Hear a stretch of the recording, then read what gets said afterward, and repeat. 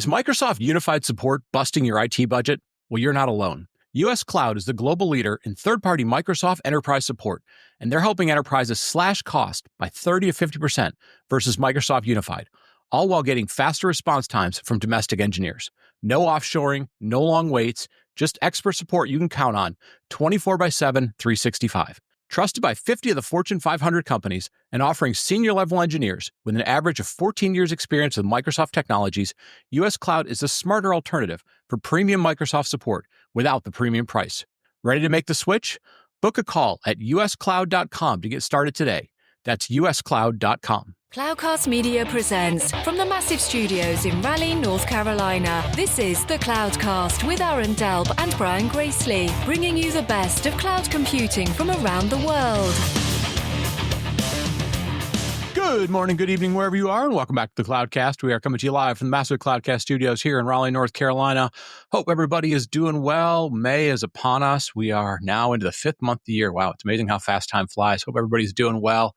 Had an interesting conversation with a friend this week. Another friend who works in the technology industry, has a chance to engage with a lot of different companies and so forth. But was talking to him. We were talking about just, how work was going and so forth. And he basically told me that his company had recently decided that they were kind of shifting their focus from being a very, I'll call it sort of AI conservative viewpoint, right? Meaning not that they, didn't think it had a role, but they were being very conservative, especially for internal workers, knowledge workers, and so forth, being able to use AI tools.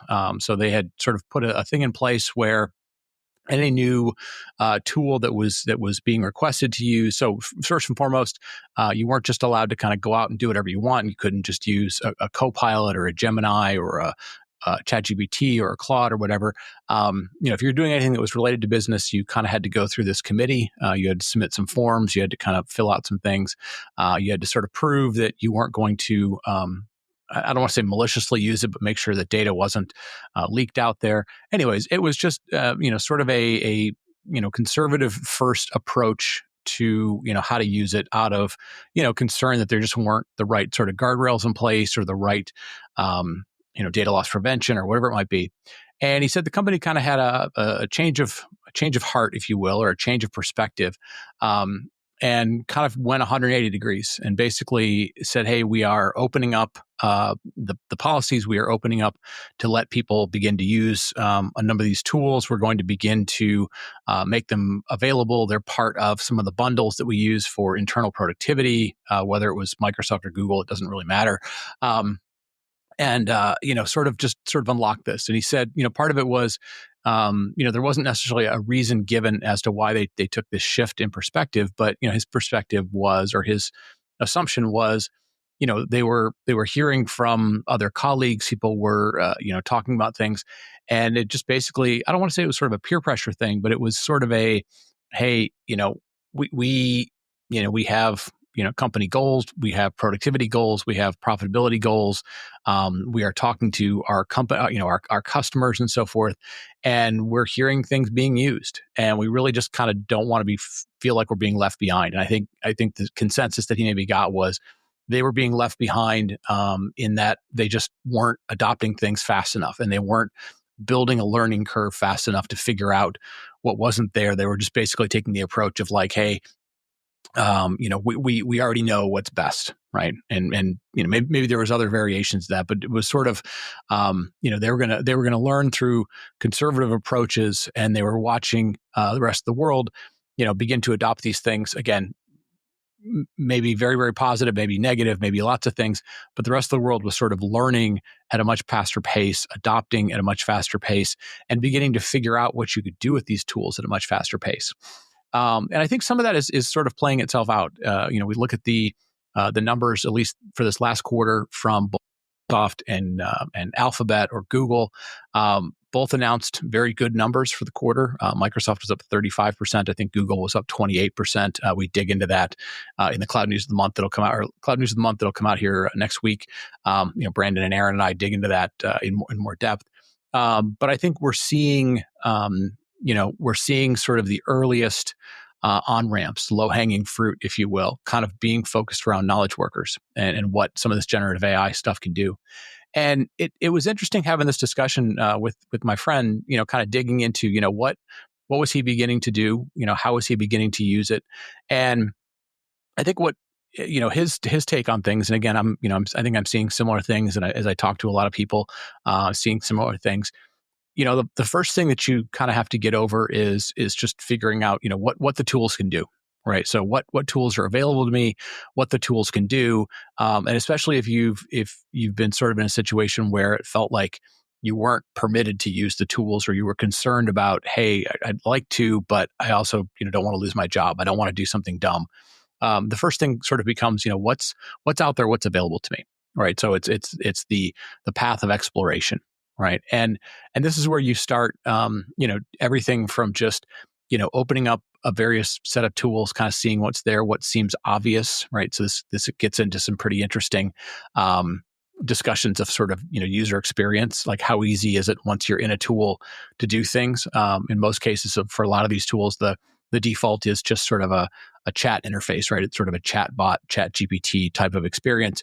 But you start digging into things, where can I do customizations? Where can I bring my own data? Where can I sort of keep things that I want to reuse multiple times, right? So there's very much a set of exploration going on. I think the second thing that you start to figure out how to do is you go, okay, that's what I could figure out myself. And you begin to do this sort of a secondary type of exploration, which is you're either going to go out to forums like Reddit or YouTube or, just Google searches or, search or whatever you're doing to sort of figure out like, hey, are there any best practices? Like what are suggestions that people have for how to be productive doing whatever your sort of day-to-day tasks are? Are you seeing people do kind of creative ways of doing things with them, right? So it's sort of a secondary exploration, sort of, looking at broader communities, kind of what's out there in the world, what have people learned so far? And then I think the next thing you start doing is you really start, beginning to kind of apply it to stuff, right? So, take something you're working on, whether it's a document, a set of research, data collection, analysis, summarization of something, whatever those things might be, and just kind of plopping some things in there and seeing what comes out of it, and sort of doing a self-evaluation of, okay, like for example, let's say you took a document that you had written about whatever, and sort of drop it in there and see what the system comes back with. So say, hey, could you enhance this? Could you shorten it? Could you make it more crisp or more focused, or whatever you can kind of do to play around with it? And what you start to realize is there's just sort of a couple things that go through your head, at least what I've seen and in talking to people what they've seen. You kind of go through a little bit of different kind of intellectual processes, emotional sort of processes of, okay, that's another way of looking at it, is that it's interesting. First and foremost, it's like it's like having a set of editors available to you. It's nice to be able to kind of quickly go, hey, try this variation. So punch it up, make it more attention grabbing. Oh, give it more energy. Be more technical, whatever it might be. And it's nice just from that perspective to be able to essentially, build a bunch of variations, essentially, go back to that sort of first principle thing that we talked about with cloud computing a decade ago, be able to do a lot of experimentation and to be able to do it very fast, very inexpensively, and then be able to pick and choose what you like out of things, be able to go, hey, I like a lot of this, but this section here doesn't necessarily work for me, or whatever it might be. So, I think the third thing that sort of goes along, so, you had sort of initial exploration, you had sort of community exploration. Third piece I sort of find is experimentation, right? And beginning to understand what this new opportunity with experimentation looks like in terms of variety, in terms of just having optionality to what you do, to be able to quickly see what's there and to mix and match the things and see where things come together. So I think that's all very, very interesting. The next phase that I've sort of found, and I've found in talking to people, is you kind of go through this somewhat emotional or you just sort of decision-making process of, is that something that I want to make part of my normal workflows? Or, do you kind of go through that stage where you feel like, oh, this isn't as good as what I do, right? And I've seen this in multiple cases, right? I've seen, well-known writers and analysts and other people go, well, I use it from time to time to start me with some stuff, but there's kind of this ego that gets in the way. And again, maybe it's a good ego, maybe it's bad ego. It kind of says, well, but I wouldn't want to just use it as it is, right? So it's essentially the equivalent of kind of saying it's there, but it's not as good as what I would do, right? Or it's just not what I would do. And I see there's going to be situations in which that's a psychological decision, an emotional decision to make. If the thing that you work on feels like it's being displaced or even bypassed, that can be a challenging thing to sort of deal with. But I do think everybody's going to go through that sort of process, and they may go through it multiple times, and they may have to figure out like, hey, what does a new normal look like? Do I want to adopt this as a new normal? I think that's going to be a big part of kind of this evolution. Is you're going to find different people, and what's going to be interesting, and I've seen this even in my own case. You get projects in which you have team projects, for example. And some people are going to be much more eager and willing to adopt it or want to make it part of their workflow, while others in the team may be more hesitant to deal with it. And it'll be interesting to sort of watch how team dynamics work when, just like anything, you've got certain people pushing a direction, an opinion on something, and you've got others that are saying, no, I'm not ready to adopt that. I'm uncomfortable with that for whatever reason, or I don't think it's the right way to go. I don't think it's as good as what we do, or whatever those things might be. So it's going to be interesting to sort of watch those team dynamics shake themselves out. The next thing that I've sort of have found is, and I think there's a lot to be figured out in this place, is as some of these tools come along, and again, as you're doing projects that involve multiple people, which often is the case, whether it's you're working on a project with a bunch of people and the progress is being made consecutively with a bunch of people, or if you are working on something and then the byproduct of what you do becomes part of something that's for a group, becomes bigger, becomes part of something more. I found, at least in dealing with some of the tools, and again, I've heard this from other people, and I'd be very curious to the audience. Feel free to shoot us some of your feedback or some of your your learnings from this. Show at thecloudcast.net or hit us up on social media. I do feel like the sharing aspects of it are still lacking, right? And I say that in the context of, we have all sorts of tools these days to share stuff, whether it's, Slack or file sharing or, Google Drive or, whatever it might be. I mean, sharing in the context of like not sharing on Instagram, like social media sort of sharing, but I mean, sharing in the context of, here's information, here's a collection of data, here's an output, whatever it might be, that you want to share with a group. And it might not just be a link. It might be sharing of what was the process you took to get to there, right? How much of it was things that you created, how much of it was 12 different experiments using some of the AI tools. It might be, hey, where did you pull data sources from, right? So for example, one of the things that I've been working on is, a set of presentations for a series of events.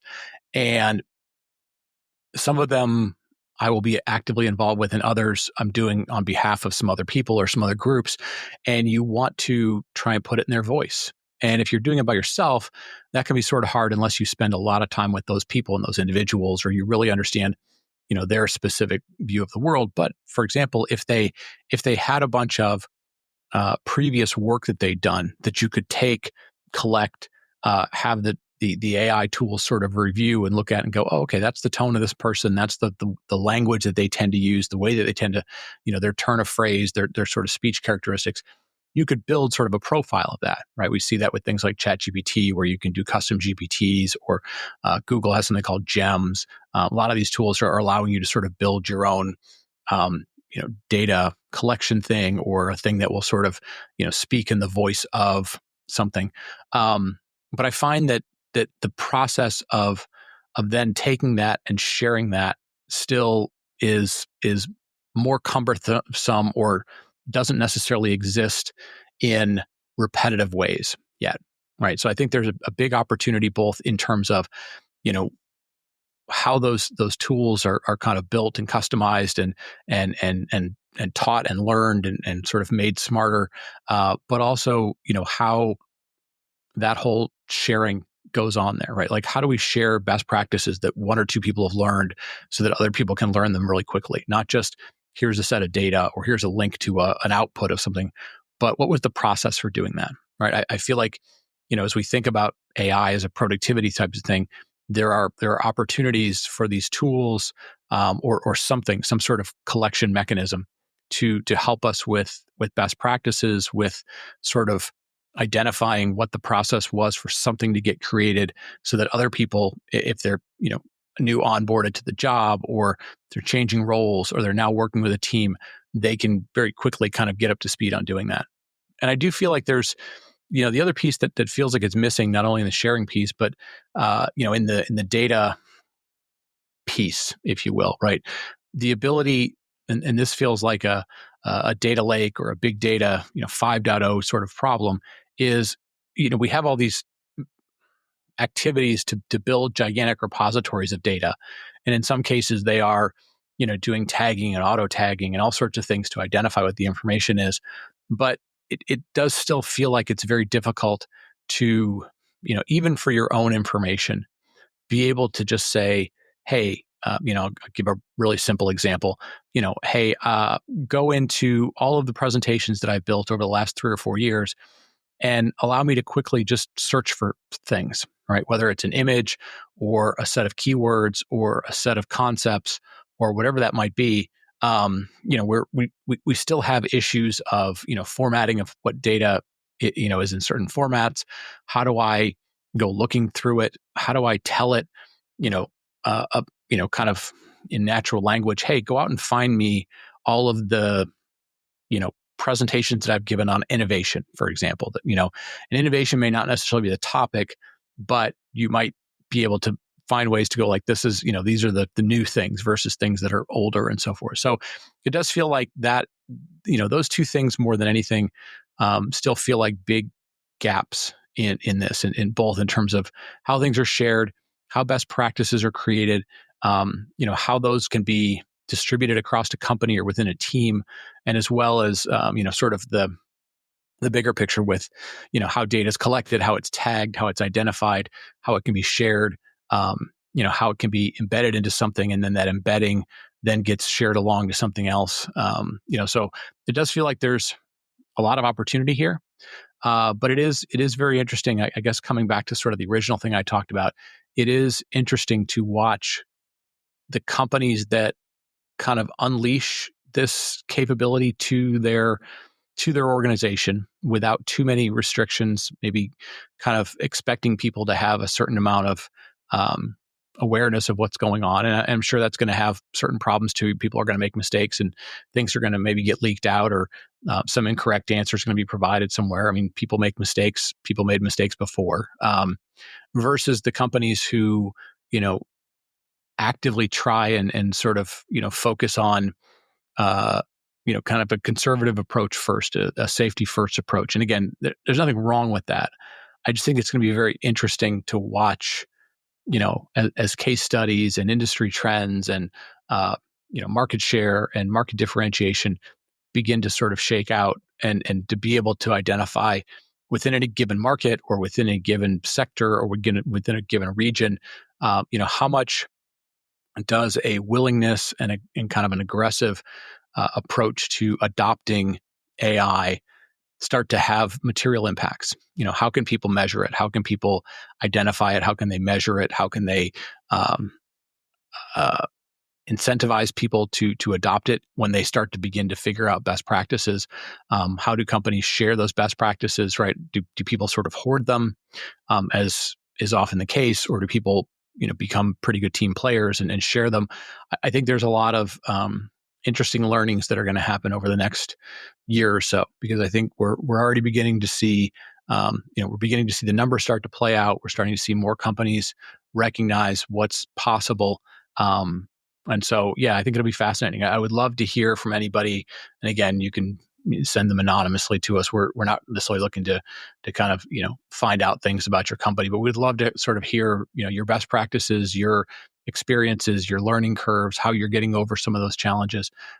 Shoot us a note, show@thecloudcast.net. We'd love to do that. Or, if you want to talk about, if you've been doing it for a while, we'd love to sort of highlight that on the show as well. So very, very interesting time. Again, interesting to catch up with colleagues and friends, both in your industry as well as across different industries to see, how this is impacting them. And I do feel like, while there's been a ton of headlines about the largest models and, billion, trillion dollar valuations and all those sort of things, I think, I think there's a lot to be discovered in the low hanging fruit, the early on ramps, the simple on ramps, the simple tools versus the proliferation of tons of tools, as to, how people are able to use this for, successful deployments, productivity enhancing deployments and all those sorts of things. So anyways, hope everybody's doing well. Hope hope your first quarter and first third of the year is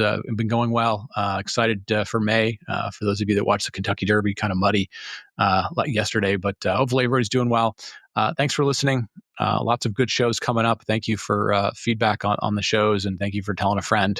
We appreciate helping us grow the show. So with that, I'm going to wrap it up. We'll talk to you next week. Thank you for listening to The Cloudcast. Please visit thecloudcast.net to find more shows, show notes, videos, and everything social media.